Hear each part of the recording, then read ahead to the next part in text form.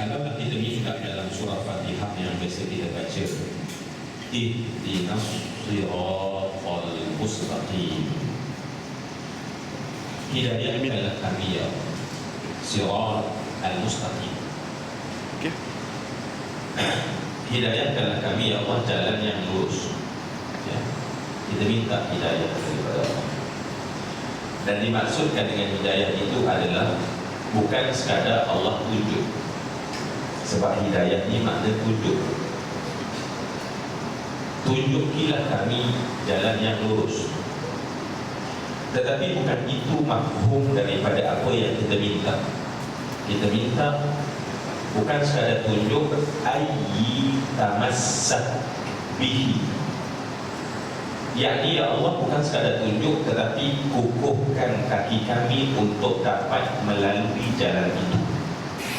Ya, kata Buya Hamka, istananya telah kulihat, tetapi jalannya belum kutemui. Jadi kadang-kadang Allah berikan petunjuk. Kita kena minta kepada Allah bukan sekadar tunjuk, ataupun kita faham makna itu bukan hanya tunjuk. Di mana ya nak pergi KL, nampak tu KLCC tu, situ. Tapi kita tak sampai lagi. Sehingga kita tahu jalannya, dan kemudian tahu jalannya belum cukup sehingga kita boleh melalui jalannya.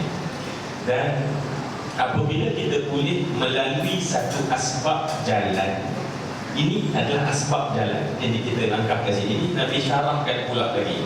Barang siapa yang lalu satu lorong untuk masuk dalam majlis ilmu, maka Allah bagikan dia jalan untuk masuk syurga.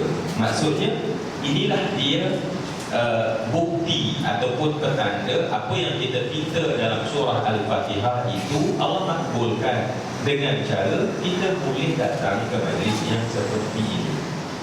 Kerana bukan senang. Kalau senang tentulah Masya Allah ya, kuliah-kuliah majlis ilmu macam hari Jumaat, lepas sampai kat luar tu kan. Ni satu ni lagi Masya Allah yang nak datang kat sini, Masya Allah punya banyak pengorbanan yang dia buat ya. Bagi orang Masya Allah nak membuat keputusan ini, Masya Allah tolak, campur, bagi, kali, cos, sin, tangent, punca ganda 2, tolak ganda 3, akhir datang sini Masya Allah. Bukan senang Masya Allah kan. Sebab itulah Masya Allah semua tak ramai ya. Maka sebab itulah Masya Allah kita syukur pada Allah ya. Tujuan kita cerita ni adalah untuk kita syukur. Sebab syaitan ni dia ada satu masalah sebelum ni mukadimah lah. Mukadimah ni best sikit lah, dia relax sikit. Syaitan ni dia ada masalah. Dia tahu manusia ya, manusia ni kerana sifir Allah ni dia buat sifir. Macam sifir 2 kali 2 jawapannya adalah 4 ya, 2 darab 2 4. Itu sifir. Allah juga buat sifir. Apa sifir Allah? Kalau kita nak tambah, mendapat tambahan daripada Allah, mendapat tambahan daripada Allah yang Allah suka, maka caranya adalah syukur. Kita nak bertambah, Masya Allah saya nak bertambah ya Allah, saya nak bertambah nikmat ini. Nikmatnya adalah saya nak Masya Allah boleh tenang, senang, aman, damai dalam majlis yang Allah katakan taman syurga. Aku nak tenang, aman, damai ya Allah. Macam mana saya nak lebih banyak? Sifirnya adalah syukur. Tetapi berapa ramai kalau kita tengok kita yang duduk dalam satu benda yang disebut oleh Nabi sebagai taman syurga, kadang-kadang ini bukan di sini lah ya, tetapi kadang-kadang kita rasa biasa. Bila dia datang biasa saja, bila kita akan syukur, kita tidak akan habiskan majlis ni Masya Allah syukur ya Allah, terima kasih ya Allah ya, terima kasih ya Allah aku engkau pilih ya Allah daripada jutaan manusia yang ada masa lapang, tetapi engkau pilih aku ya Allah. Daripada manusia yang sibuk, tetapi ya Allah dalam sibuk-sibuk mereka Allah beri satu rongga lapang untuk kita masuk.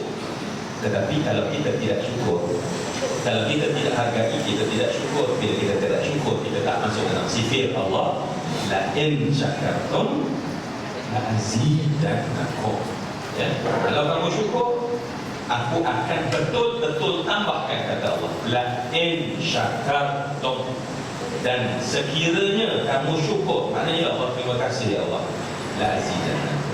Sebab itu syaitan ni kan dalam Al-Quran Allah Subhanahu wa ta'ala menyebutkan Thumma la'atiyannahum, ini dialog syaitan.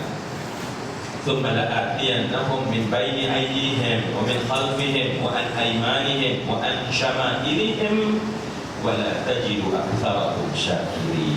Ya, Allah Subhanahu wa taala menyebutkan, Iblis menyatakan bahawa bila Iblis nak rosakkan seseorang, thumma la'atiyannahum, aku akan datang pada mereka, aku akan datang pada mereka. Thumma la'atiyannahum, dan kalau kita tengok orang nak berlawan, ya, tak kira lah silat ke, karate ke, apa pun, peperangan ke, kalau musuh kat sini, kalau musuh kat kanan saya, apa yang saya kena buat? Saya kena hadapi dia. Kalau musuh daripada arah kanan saya sekarang pula, saya kena hadapi dia. Sebab musuh ini kita kena beradab dengan dia. Tetapi syaitan kata apa dia? Thumma, kemudian la'atiyannahum, aku akan datang kepada mereka, min baini aydihim, aku akan datang dari depan secara beradab, wa min khalfihim, depan dah ada tunggu, belakang akan datang lagi. Adakah cukup depan dan belakang? Belum cukup. Wa an aymanihim, akan datang lagi, tak duduk, datang daripada belah kanan mereka. Wa an syama'ilihim, datang pula daripada belah kiri. Dan bila serangan telah meresap kepada seseorang, kata Iblis, apa yang berlaku? Wala tajidu aktsarahum syakirin, engkau mendapati mereka tak pandai bersyukur. Itu first, bahawa syaitan dah mula mengasupkan cangkuknya dalam, ataupun syaitan telah mula menawan seseorang bila kita rasa tak nak syukur, ataupun rasa biasa-biasa saja untuk syukur pada Allah Subhanahu wa taala. Jadi sebab itu semua yang saya kasih pada mukadimah ini, saya ingatkan diri saya dan semua yang saya hormati, semua yang saya kasihi, untuk terlebih dahulu marilah kita syukur di atas ruang peluang saat-saat yang kita berada bersama ini. Dan Masya Allah, pastinya Allah akan tambah. Sebab ingat, Allah tambah satu-satu benda dengan dua cara. Allah boleh tambah benda pun dalam hidup kita dengan dua cara. Yang pertama, Allah memberinya dengan secara berkat. Allah memberinya secara berkat, maknanya ilmu kita dapat berkat, duit kita dapat berkat. Bila berkat, berkat dalam bahasa Arab maksudnya bertambah. Oh, bertambah daripada duit itu, berkembang lagi, berkembang lagi, berkembang lagi. Mungkin tak bertambah dari sudut dia punya jumlah, tetapi impact dan kesannya bertambah. Kemudian Allah juga boleh tambah cara lain yang bukan berkat. Apa dia? Istidraj. Istidraj. Allah boleh tambahkan juga. Allah tambah. Nampak orang tu tambah. Orang tu tak sayang, okey je. Memang Allah boleh tambah, tetapi bukan cara berkat, tetapi secara istidraj. Allah boleh beri pada seorang yang derhaka dan kufur, bahkan Fir'aun sekalipun, melipat ganda. Ya, makin hebat, makin banyak. Bahkan Fir'aun itu, Masya Allah, dikatakan tak pernah pening kepala macam kita. Tak pernah kena resdung macam kita. Tak pernah sakit perut, tak pernah sakit gigi, tak pernah. Jangan siapa-siapa pandai-pandai pergi jual direct selling ni, makanan sihat Fir'aun kalau beli bagus, tak payah. Dia memang tip-top, perfect. Kenapa? Sebab Allah beri. Tetapi adakah dengan berkat? Tak. Istidraj. Istidraj maknanya Allah tambah. Tetapi bukan Allah beri dalam redanya, tetapi Allah beri dalam arah marah, murka dan bencinya. Jadi sebab tu Masya Allah kita takut sangat. Sebab tu orang-orang soleh ini paling takut. Sebab kita tak dapat tahu. Kita buka dompet kita, keluar gambar yang di Tuan Agung juga. Tapi mana satu yang berkat, mana satu yang kurnia istidraj, kita tak tahu. Bukan bila berkat senyum yang Tuan Agung, bila istidraj Masya Allah. Tak, sama aja. Maka kerana itu kita yang kena mengukur dalam diri kita, menyuruh dengan ilmu syariat. Tetapi antara sebab pertama untuk satu benda jadi berkat adalah syukur. Kerana sifir Allah, kalau syukur Allah tambah. Baik, semua yang saya hormati dan saya kasihan, terlebih dahulu sepatutnya saya minta izin daripada semua untuk duduk di atas ni, ya.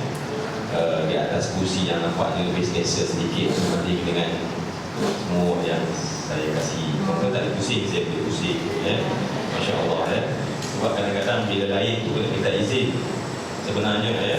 Sebab guru saya memang pesan sangat, dia kata satu rezeki yang kalau semua orang tengok tapi kamu seorang yang makan rezeki tersebut walaupun halal tetapi berkatnya sedikit. Bukan tak ada berkat tak, sikit. Semua orang tengok saya nampak kursi kan, tengok kursi tak, kan. InsyaAllah semua rezeki yang orang tengok kita seorang guna, Masya Allah, walaupun insyaAllah halal. Saya tak perlu cari jenama halal jakim kat sini, insyaAllah halal kursi ni, ya. Dan insyaAllah tetapi berkat insyaAllah. Jadi juga saya kena minum air, saya tak minta izin, saya minta izin untuknya. Kerana saya tengok tak ada semua orang air, saya saja yang air, saya minta izin untuk itu. Sebab tak tahan sangat kena tertarik kat belakang tu. Masya Allah, nak kontrol, ya. Saya kalau ceramah sebelum mungkin saya kontrol, tak nak minum depan orang sebab memang begitu pesan guru saya. Tapi kadang-kadang tak mampu juga, saya kena minta izin supaya Masya Allah, walaupun halal, halal tapi berkatnya sedikit. Dan kita tak menjadi berkat sebenarnya. Baik, semua yang saya kasih alhamdulillah di kali pertama, saya dengan kelas ini, walaupun bukan kali pertama dengan sebahagian daripada yang melekat kat mata saya ni, saya punya retina saya ni dia menangkap beberapa wajah-wajah yang dan juga termasuk saya pernah juga buat kuliah malam di sini dan saya kenal beberapa orang. Jadi mungkin ini bukan kali pertama lah. Jadi oleh kerana ini juga kali pertama dalam kelas ini saya nak buat mukadimah kita. Dan dimaklumkan insyaAllah kita akan menggunakan kitab ini. Dan kitab ini Masya Allah banyak penerangan-penerangan bagus tentangnya. Sebagai dia punya penerangan luar yang disediakan sangat bagus. Yang kalau orang nak tanya soalan, banyak jawapan dah ada kat situ dah, ya, tentang bacaan Yasin, bagaimana sampai ke tak sampai ke, kami nak buat malam Jumaat, ada orang di Malaysia dia buatnya pada malam-malam Jumaat, okey ke tak okey, dalam ni pun dah dibahas dan diterang. Saya pun tak sempat nak baca lagi hujahnya, tetapi saya kira hujahnya tentunya bermanfaat. Baik, kalau gitu saya nak buka terus ke Muqaddimah Imam Jalaluddin Asyuti, ya, pada 22 tu, bukan 22 tu, yang XXII.